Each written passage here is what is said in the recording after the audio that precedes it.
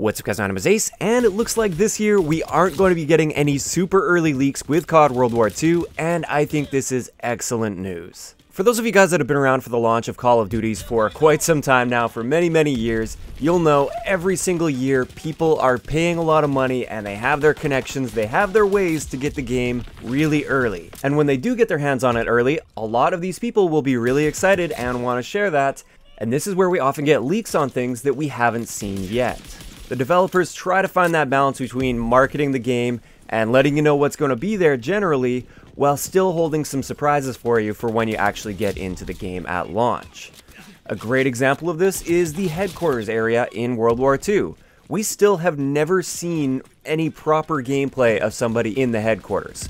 We had an overview trailer that kind of generally showed us what it looked like, but we still haven't just seen somebody running around and experiencing the headquarters yet. This is one of those surprises they're keeping up their sleeve. Another one, and this is probably the biggest one, is zombies. We haven't seen any form of zombies gameplay whatsoever so far. We got that trailer, and that was it. There hasn't been any actual zombies gameplay shown or leaked or anything like that. And this is a huge thing that Sledgehammer wants to keep up their sleeves. They want you to plug in that game and for the very first time, experience it for yourself. In the past with Call of Duty, it's always been more of a reactionary thing. People get the game early, they leak stuff. Activision's people find those leaks, shut them down as fast as possible, and try to contain it for as long as possible. Usually they do a pretty good job of that with the really early copies that you see over a week before launch. So like the copies that are currently out there right now, which, by the way, there are people out there that have the physical disc of World War II in their hands, Activision was usually pretty good at keeping up with those initial leaks.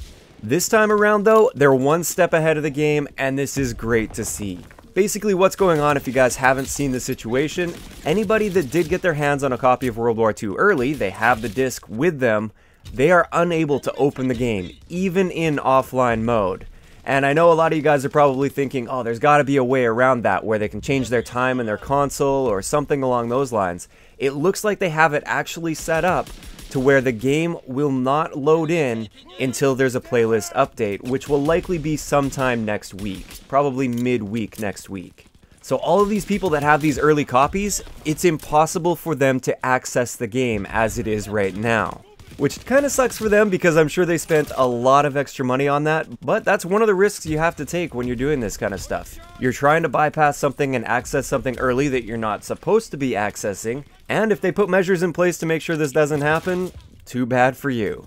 So this time around, it looks like we're not going to be seeing any super early leaks when it comes to actual gameplay or anything within the game itself. I have seen that the strategy guide was leaked at some point, so there's a lot of information in that we didn't already know, but for the actual game, people won't be able to access it until next week at some point.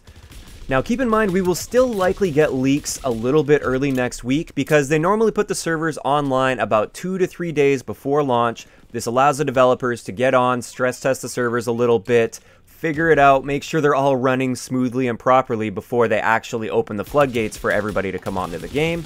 And during this time, at least historically, they've always allowed people that have early copies to hop on and play the game. In addition to this, I'm pretty sure they give some early copies to certain gaming publications. I'm not talking about YouTubers, but certain publications. As far as I'm aware, they give them early copies so that they can make their early reviews on the game and have those reviews up the day before or the day of launch. So it seems likely that this year, once they put those servers up a few days early, they will probably push out that playlist update to the people that do have the disc versions, so they'll still be able to get on and play early, most likely. And if you are the type of person that just loves looking at leaks and everything, they will likely be there sometime next week. My guess is probably going to be Wednesday. Also, that goes as a warning for all of you people that don't want any spoilers and you don't want to be seeing leaks. Be very careful about what you click on and what you're looking at when it comes to next week, because it's likely those leaks will start coming out around Wednesday next week. So in my opinion, I think it was a great move this year for Sledgehammer to put that system in place to lock people out until they want them to access it.